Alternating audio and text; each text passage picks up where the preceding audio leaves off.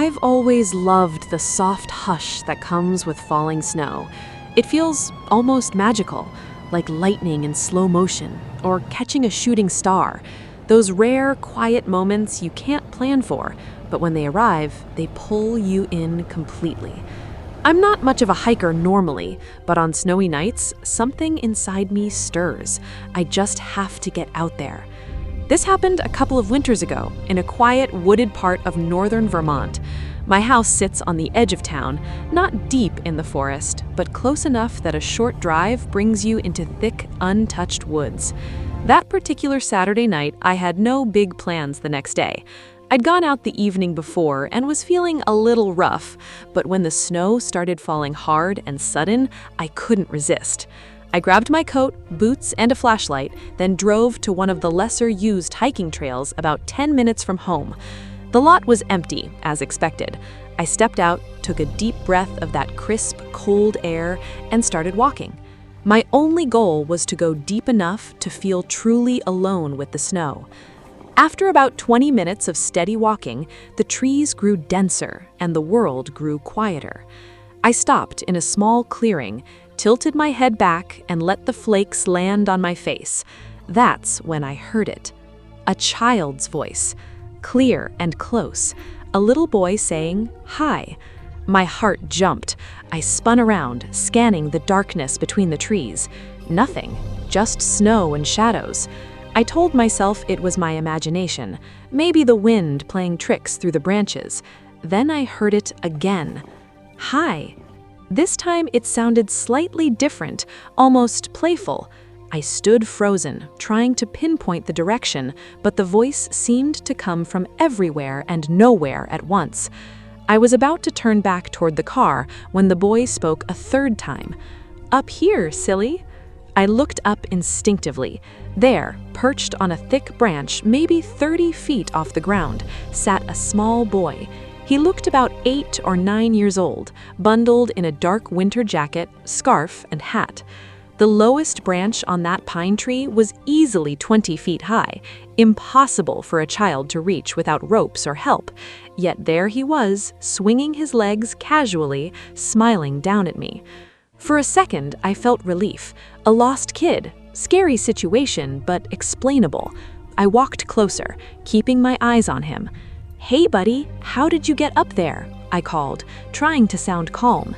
He just grinned wider, an unnatural, too wide smile that didn't reach his eyes. "It's a secret," he answered in a sing-song voice. No footprints circled the base of the tree. The fresh snow around it was completely untouched. That meant he had climbed up before the heavy snow started, at least 45 minutes earlier. How had he stayed up there in the freezing cold without moving or crying for help? I felt my earlier relief evaporate. "Are you okay? Where are your parents?" I asked. He didn't answer. Instead, he stood up straight on the narrow branch, balancing perfectly like an acrobat. "Watch this," he said cheerfully. Then he leaned backward and let himself fall. I screamed. He dropped 30 feet and landed flat on his back with a sickening thud that sent snow flying. I ran forward, heart hammering, expecting the worst. No child could survive that fall. But before I reached him, he sprang up like nothing had happened. He turned, looked straight at me with that same eerie grin, and bolted deeper into the woods, laughing. I stood there stunned for a moment. Then, against every rational instinct, I chased after him. His small footprints were clear in the snow. I followed them, lungs burning from the cold air. His laughter echoed ahead, high and wild, like he was enjoying a game. I ran past a thick cluster of trees when suddenly something heavy slammed into my back. I tumbled forward, face first into the snow. The boy was on top of me, clawing at my neck and shoulders with surprising strength. His nails dug in like small knives. I felt warm blood trickle down my skin. I yelled, thrashing wildly, and finally managed to grab him and hurl him off. He hit the ground, rolled, and immediately got up again, still laughing that horrible cackle. Then he vanished between the trees. This time I didn't follow. My neck stung badly. Blood soaked my collar. I pressed my hat against the wounds, hands shaking, and stumbled back toward the trailhead. The walk to my car felt endless. Every shadow seemed alive. I drove straight to the nearest hospital. Doctors cleaned and bandaged the deep scratches. When the police arrived, I told them everything. They took my statements seriously at first and sent officers to search the area. Later, I learned the horrifying detail that made the whole night impossible. The search team followed my footprints in the snow. They found only one set, mine. No small footprints from the boy, no sign that anyone else had been in those woods that night. The police were polite, but clearly skeptical. I could see it in their eyes. They searched again the next day after more snow had fallen, but found nothing. I went back myself once the storm passed. I walked every trail, checked every tree. Nothing, no clothing, no footprints, no evidence at all. To this day, I don't know what I encountered that snowy night. A ghost? Something that looked like a child but wasn't, or something far worse that only comes out when the world is covered in white and silent? All I know is that I never take snowy walks alone anymore. And sometimes, even now, when the snow falls heavily outside my window, I still hear a faint child's voice whispering in the distance. This happened during my sophomore year of college, right over winter break. I was 19 and had the entire house to myself for nearly 2 weeks, while my family visited relatives out of state. The second week, a massive blizzard rolled in without much warning. Forecasters had called for heavy snow, but nobody expected it to be this bad. By the time I woke up that Saturday morning, almost a foot of snow already covered the ground, and it was still falling hard. The plows couldn't keep up. By late afternoon, the roads were completely impassable. I was glad I didn't have anywhere to go. Our house sat at the end of a quiet suburban cul-de-sac in upstate New York. The backyard backed up to a thick stretch of woods that stretched for miles. Normally, it felt peaceful, but that day the heavy snow and howling wind made everything feel isolated and strange. I spent most of the day inside, watching movies and drinking hot chocolate, enjoying the rare freedom of having the place all to myself. Around 8 o'clock that night, the power flickered once and then went out completely. The whole neighborhood plunged into darkness. I lit some candles and grabbed my flashlight, trying not to panic. I had plenty of blankets and a fireplace, so I figured I could ride it out. The wind outside grew louder, rattling the windows like something was trying to get in. I told myself it was just the storm. Then I heard the first knock. It came from the back door. 3 slow, deliberate knocks. I froze. Who would be out in this weather? I grabbed the flashlight and walked cautiously toward the kitchen. Through the small window in the door, I couldn't see anything but swirling snow. I waited. Silence. Maybe it was a branch or something blowing against the house. I was about to turn away when the knocks came again, louder this time. 4 sharp raps. My heart started pounding. I called out, "Who's there?" But the wind swallowed my voice. No answer. I thought about calling the police, but with the roads closed and power out, I doubted anyone could reach me quickly. I shone the flashlight out the window again. This time, I saw faint movement, a dark shape hunched near the back porch steps. It looked like a person, bundled up in heavy winter clothes. Relief mixed with fear. Someone was in trouble and needed help. I cracked the door just enough to shout over the wind, "Are you okay? Do you need shelter?" A man's voice answered, raspy and low. "Yeah, got lost in the storm. Car slid off the road. Mind if I come in and warm up?" Something about his tone felt off, too calm for someone who had supposedly been wandering in a blizzard, but I couldn't just leave him outside to freeze. I opened the door wider and let him step inside. He was tall, wearing a dark hooded jacket covered in snow, gloves, and a scarf pulled high over his face. Only his eyes were visible, cold and watchful. "Thanks," he muttered, stamping snow off his boots. "It's brutal out there." I kept my distance, pointing the flashlight toward the living room. "You can sit by the fireplace. I'll get some blankets." As he moved past me, I noticed something strange. His boots left wet tracks, but they looked unusually large, and he didn't seem as cold or shaky as someone who had been outside for long should. He sat down near the fire and slowly pulled his scarf down. His face was pale, with a thin beard and a scar running across one cheek. We sat in awkward silence for a few minutes. The wind howled louder. Then he spoke again. "You alone here?" My stomach tightened. "No," I lied quickly. "My roommate's upstairs, sleeping." He nodded slowly, but his eyes scanned the room like he was memorizing every detail. "Nice place. Quiet neighborhood." I tried to make small talk to ease the tension, asking where his car was and how long he'd been walking. His answers were vague. "Down the road a bit," and "Not sure, maybe an hour." Every time I glanced away, I felt his stare burning into me. After about 20 minutes, he stood up suddenly. "Mind if I use your bathroom?" I pointed him down the hall. As soon as he disappeared, I grabbed my phone. No signal. The power had killed cell service too. I heard the bathroom door close. My mind raced. Something wasn't right. I quietly moved to the kitchen and picked up a large knife, hiding it behind my back just in case. When he came back, he seemed different, more relaxed, almost smiling. "You got any food? I haven't eaten since this morning." I offered him some crackers and cheese from the pantry.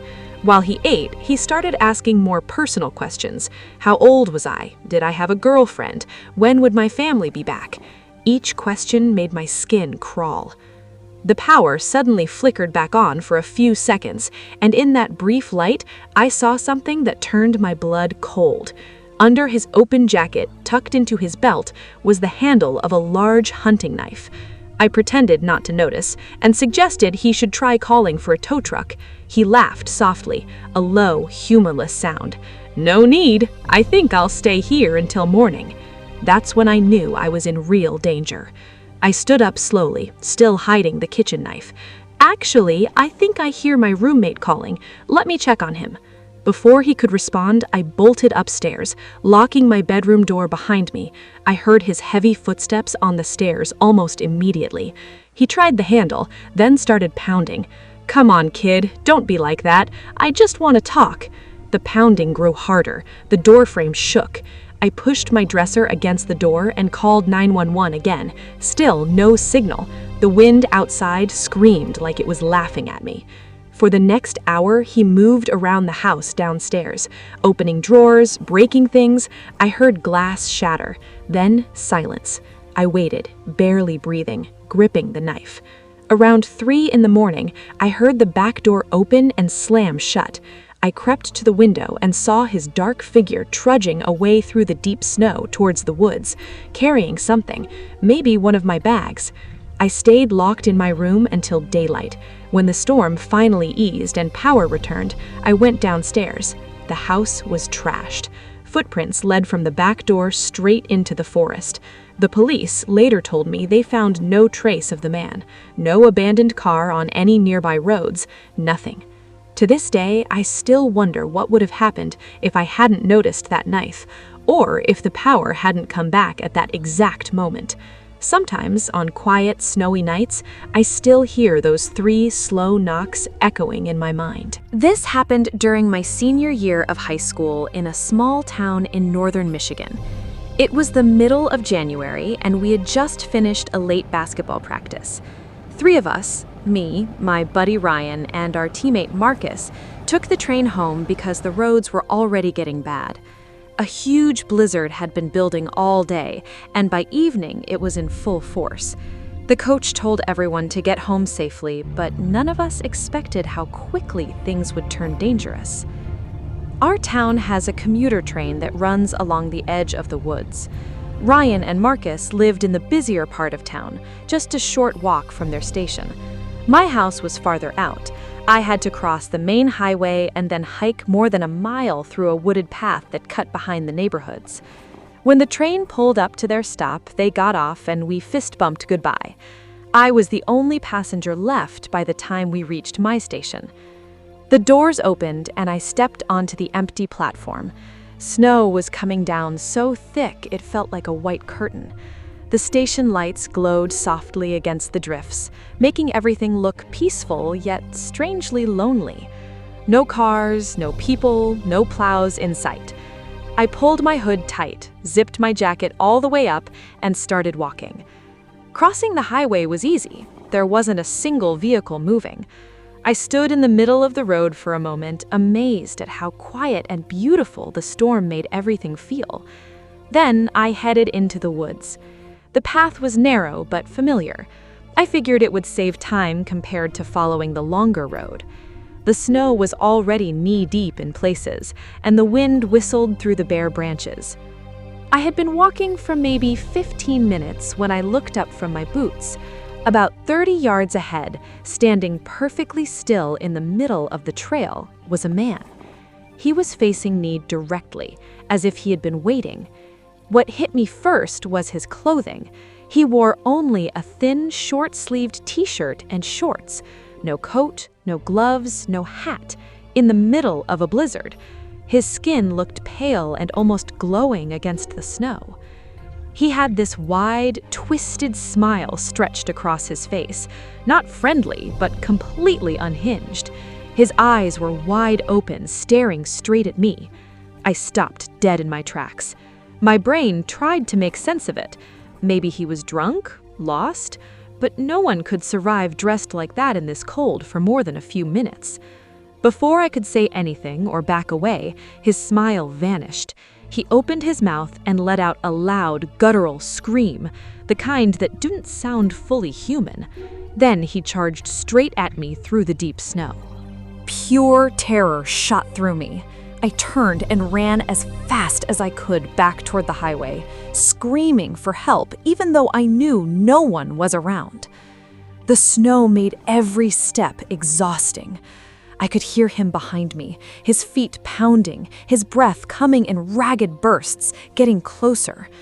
The chase felt endless.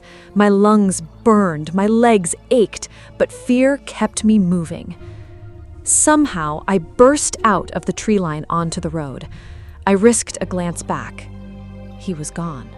Just empty snow and swirling flakes. I didn't stop running until I reached my street.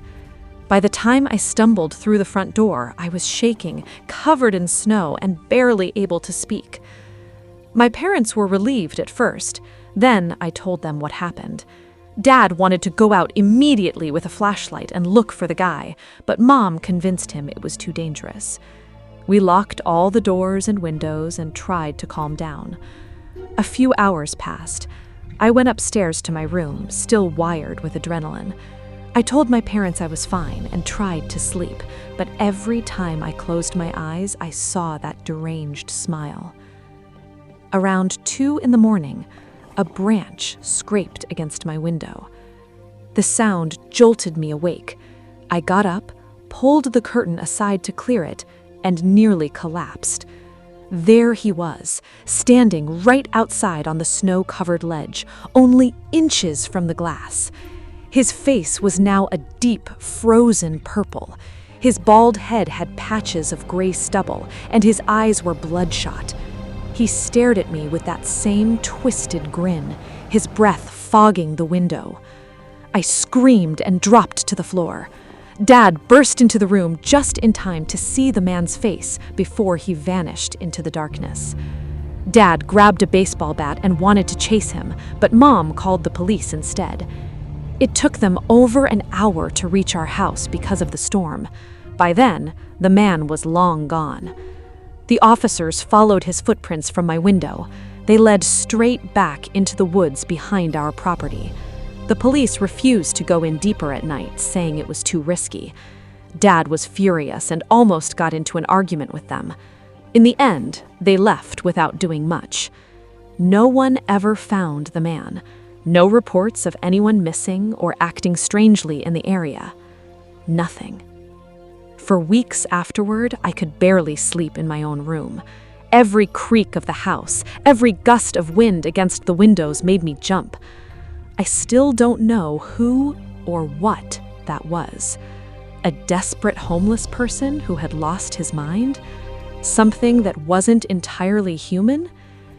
All I know is that on snowy nights, when the world goes silent and white, I sometimes still feel like those cold, staring eyes are watching me just beyond the glass. This event took place 3 years ago in a remote cabin community in the mountains of Colorado. I had rented a small wooden cabin for a solo writing retreat during the dead of winter.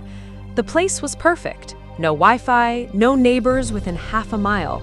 Just me, my laptop, and endless snow-covered pines. The owner warned me that once the heavy snow started, the narrow mountain road could be closed for days. I didn't mind. I wanted the isolation. The first few days were magical. I wrote by the fireplace, drank coffee while watching the snowfall, and took short walks around the cabin during daylight. On the fourth night, however, the storm intensified into a full whiteout. Visibility dropped to almost zero. The wind screamed down the valley like a living thing. I stoked the fire, made sure I had enough firewood inside, and settled in with a book. Around midnight, I heard scratching at the front door. It wasn't loud, just a faint, persistent scrape, like an animal pawing to get in. I assumed it was a deer or maybe a fox seeking shelter. I ignored it and kept reading. 10 minutes later, the scratching returned, this time accompanied by a low, whimpering sound, almost like a child crying softly. My curiosity got the better of me. I grabbed my heavy flashlight and approached the door. Through the small frosted window, I could see nothing but swirling snow. I called out, "Who's there?" No answer. The whimpering stopped. I was about to go back to my chair when 3 distinct knocks echoed on the wooden door, slow and deliberate. I froze. No animal knocks like that. My heart began racing. I debated whether to open the door or not. The cabin had no back exit and the windows were small and high. If someone dangerous was outside, ignoring them might not help. Finally, I cracked the door just an inch, keeping the chain lock on. A woman stood there, covered head to toe in snow. She looked to be in her late 30s, wearing a torn winter coat and no hat. Her long, dark hair was matted with ice. Her face was ghostly pale, lips almost blue from the cold. She stared at me with wide, desperate eyes. "Please, help me," she whispered, her voice hoarse. "My car went off the road about a mile back. I've been walking for hours. I'm freezing." I felt immediate pity. The storm was deadly. I unlatched the chain and let her inside. She stumbled in, collapsing near the fireplace. I quickly brought her blankets and a mug of hot tea. While she warmed up, I noticed her hands were badly frostbitten, and she kept glancing toward the door as if expecting someone to follow. "Thank you," she said after a while. "I thought I was going to die out there." I asked what happened. She told me she had been driving to visit family when her car skidded on black ice and plunged into a ditch. Her phone was dead and she had no choice but to walk. Her story sounded believable. I offered her the couch and extra blankets, telling her she could stay until the storm passed and help could arrive. She thanked me again and lay down. I went back to my room, but left the door slightly open so I could hear if anything happened. For about an hour, everything was quiet except the howling wind. Then I heard soft footsteps in the living room. I peeked out. The woman was standing at the window, staring into the darkness. She was whispering something under her breath, words I couldn't quite make out. I cleared my throat.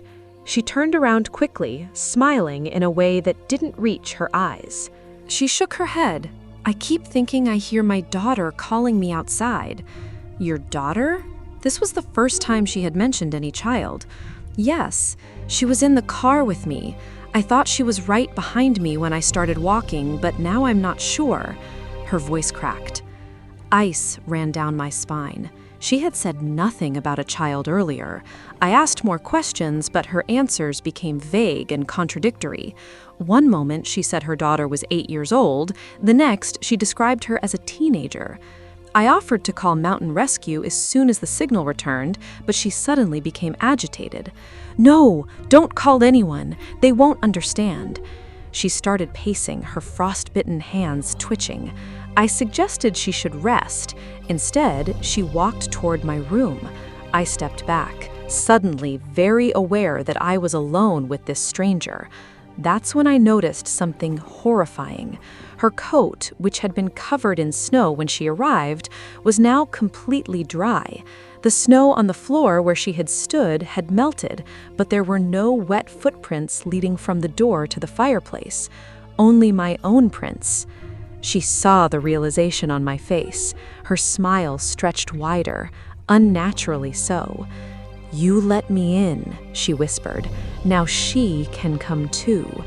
At that exact moment, I heard small knocking on the front door again, tiny fists like a child. 3 knocks, then a little girl's voice muffled by the wind. "Mommy, I'm cold. Let me in." The woman's eyes lit up with terrible joy. She lunged toward the door. I slammed my bedroom door shut and pushed the heavy dresser against it. The knocking grew louder and more frantic. I could hear the woman laughing and crying at the same time as she unlocked the front door. I spent the rest of the night barricaded, listening to 2 voices whispering and moving around the cabin, sometimes right outside my door. They spoke in a language that wasn't English, yet I somehow understood fragments. "He's warm. He'll help us stay." When the first gray light of dawn finally broke and the storm eased, the cabin fell silent. I waited another hour before daring to move the dresser. The living room was empty. The front door stood open wide, snow drifting inside. No footprints led away from the cabin, only the ones from when I had first let the woman in. I packed my things and drove down the mountain as soon as the road was cleared. The cabin owner later told me no woman or child had been reported missing in the area that week. Search teams found nothing. To this day, whenever I hear knocking during a snowstorm, I never open the door. Because sometimes what begs to be let in doesn't want shelter, it wants company forever. This last story happened just last winter in a quiet logging town in northern Minnesota. I worked as a long-haul truck driver and had just finished a delivery run when the worst blizzard of the season hit. The company told all drivers to stay put, so I checked into a small roadside motel on the outskirts of town. The place had maybe 12 rooms, most of them empty because of the storm. The owner, an old man named Hank, gave me the key to room number 7 at the far end of the building and warned me not to go outside after dark. "Folks around here say the woods get funny when the snow falls this heavy," he muttered as he handed me the key. I laughed it off as small-town superstition and headed to my room. The first night was peaceful. I ordered pizza, watched TV, and fell asleep early. Around 3 in the morning, I woke up to the sound of footsteps crunching in the snow right outside my window. The curtains were drawn, but I could see the shadow of someone standing there. I stayed still, listening. The footsteps circled my room once, then stopped. After a minute, they moved away. I told myself it was another guest, or maybe Hank checking the generator. The next morning, the snow was even deeper. The power lines were down in places, and the motel generator kept everything running. I spent the day reading and napping. That evening, just after sunset, the knocking started on my door. 3 light taps. I opened it, expecting Hank or another stranded driver. No one was there, just swirling snow and an empty parking lot. I closed the door and locked it. 10 minutes later, the knocking returned, louder this time. Again, nobody outside. I began to feel uneasy. I called the front desk. Hank answered, sounding tired. "Yeah, sometimes the wind plays tricks on these old doors," he said. "Don't worry about it." But the knocks kept coming every 20 minutes or so. Always 3 taps, always perfectly timed. Around midnight, I decided to confront whatever it was. I put on my boots, grabbed a flashlight, and stepped outside. The snow had stopped falling for a moment, and the world was eerily silent. I walked around the side of the motel where my window faced the woods. Fresh footprints circled my room, small, child-sized prints that started from the tree line, went around my door and window, then returned to the woods. My stomach dropped. The prints were fresh, yet I had seen no one. I followed them a short distance into the trees. About 50 yards in, the footprints suddenly stopped in the middle of a small clearing. No sign of anyone turning back. They just ended, as if the person had vanished into thin air. I hurried back to my room, heart pounding. I double-locked the door, pushed the dresser against it, and tried to sleep. The knocks returned at exactly 1:33 a.m. This time, they were accompanied by a child's voice whispering outside the window. "Let me in. It's so cold." The voice was soft, almost pleading. I stayed silent. The whispering continued nearly an hour, sometimes sounding like it was right against the glass, sometimes farther away. It called my name once, my full name, which I had never told anyone at the motel. By morning, I was exhausted. I went to the front desk and told everything to Hank. He turned pale when I described the voice and the footprints. "You're in room 7?" he asked quietly. "Yeah, why?" He sighed and sat down heavily. "That room, we don't usually rent it out in winter. 10 years ago, a little girl named Emily got lost in these woods during a storm just like this one. Search teams looked for days. They never found her body. Some folks say she still walks the tree line looking for her parents' car. She knocks on doors, asking to be let in. If you open the door, she doesn't leave." I laughed nervously, but Hank wasn't smiling. Last guest who stayed in room 7 swore he let her in. They found him the next spring sitting in the snow behind the motel, frozen solid, with a child's handprints all over his coat. I demanded another room. Hank gave me room 12 near the office. That night, the knocks moved to the new room. 3 taps, the same soft voice. "Let me in, please." I didn't sleep. I kept the lights on and sat in a chair facing the door with a chair leg in my hands. Around 4 a.m., the temperature in the room dropped sharply. Frost formed on the inside of the window. I heard small feet running back and forth across the roof. Then, silence. The storm finally broke on the 3rd day. I checked out immediately and drove away as soon as the roads were cleared.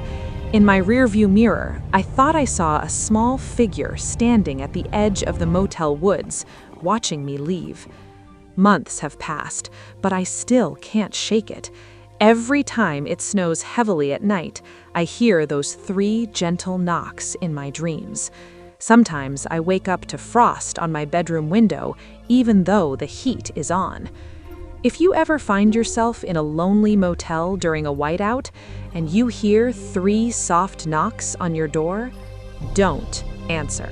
Some guests are never truly checking out. They just want to stay with you forever.